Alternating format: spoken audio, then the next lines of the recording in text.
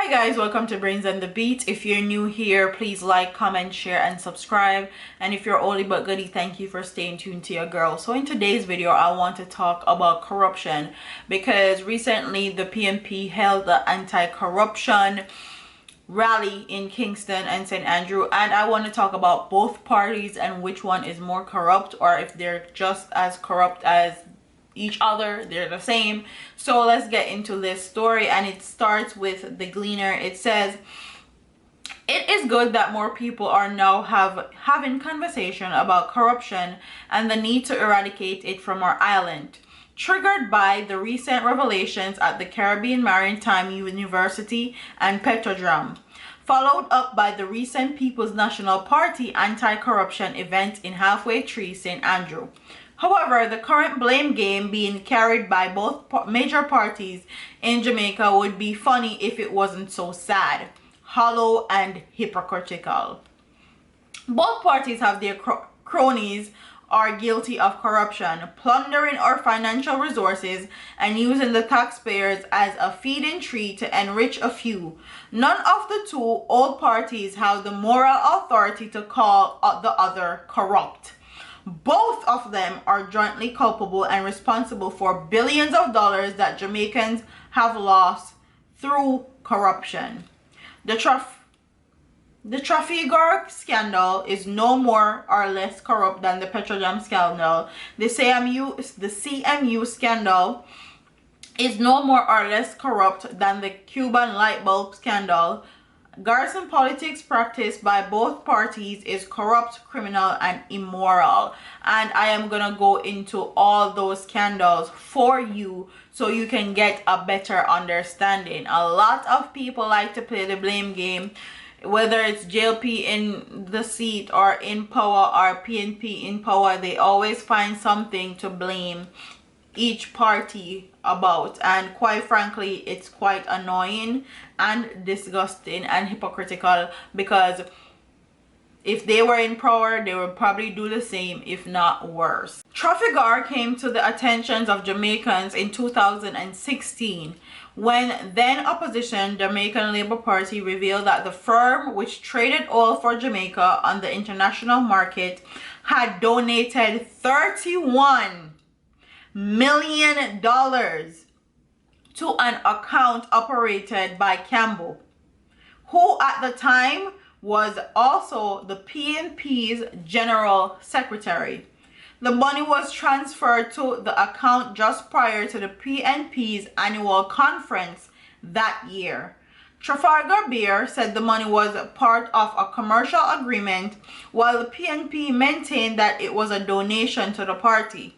They made the offer. They said that they know electronics are imminent in Jamaica and they're intending to make a contribution, Campbell told journalists at a news conference in October 2016 at the PNP headquarters.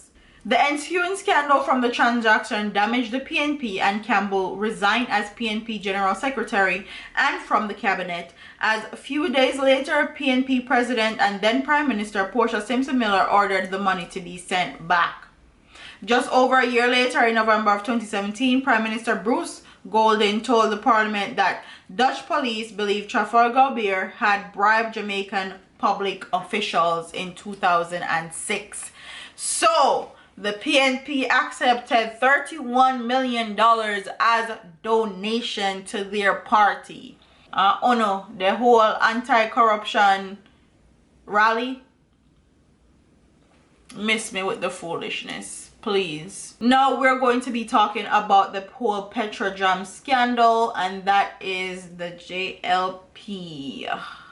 Petrojam oversight was called into question and placed under the microscope after Opposition Minister Julian Robinson called for a probe into its operations, based on information indicating widespread nepotism, where persons who lack the appropriate experiences and expertise are being put into critical position within the entity.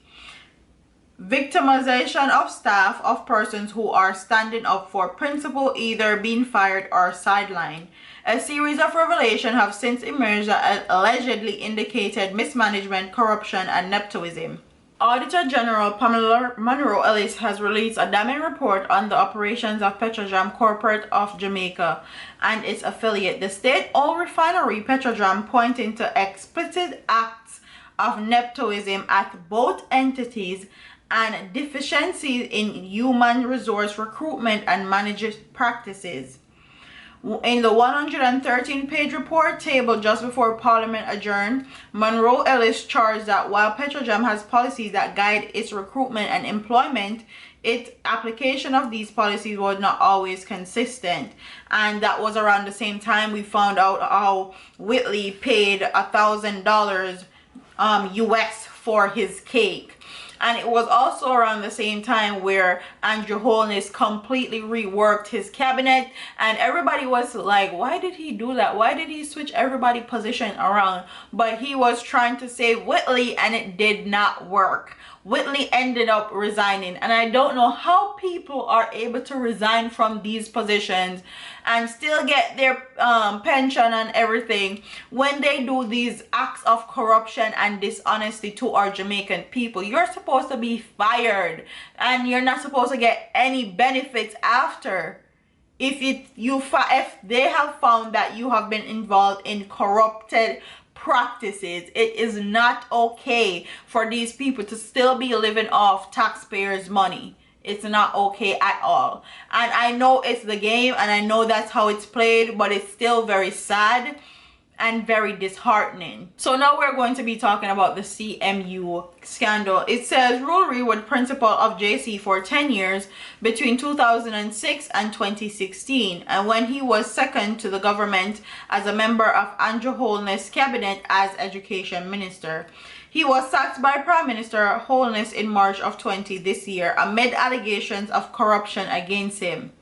3 weeks ago, it was revealed that another JC employee, Doreen Miller, had a bank account open in her name, allegedly by a member of Rule Reid's family. Millions of dollars was lodged to the account from the consultancy fees that were paid to Gail Donwell Campbell by Carine Maritime University. Donwell Campbell was hired by CMU to raise funds in the diaspora. So all the money that they raised was essentially going into Rule Reid's pocket. Another revelation was that Rule Reid had paid hundreds of thousands of dollars to his driver, and he had a credit card that was paid by taxpayers' dollars. Tell me no. Please tell me. A whole credit card. They're taking money from whichever part of the government they're in.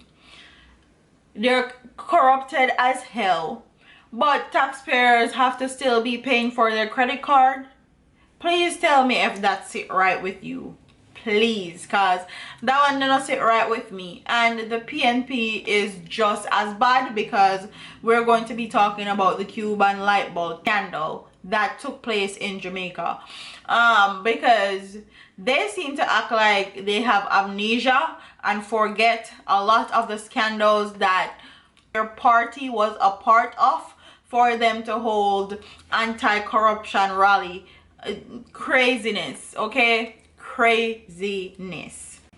So it says, question first surfaced in 2007, October 23, about the Cuban light bulb program, when Energy Minister Clive Mullins told the House of Representatives that the previous People's National Party administration racked up a bill for more than $276.5 million for the distribution of over 4 million free light bulbs donated by the Cuban government.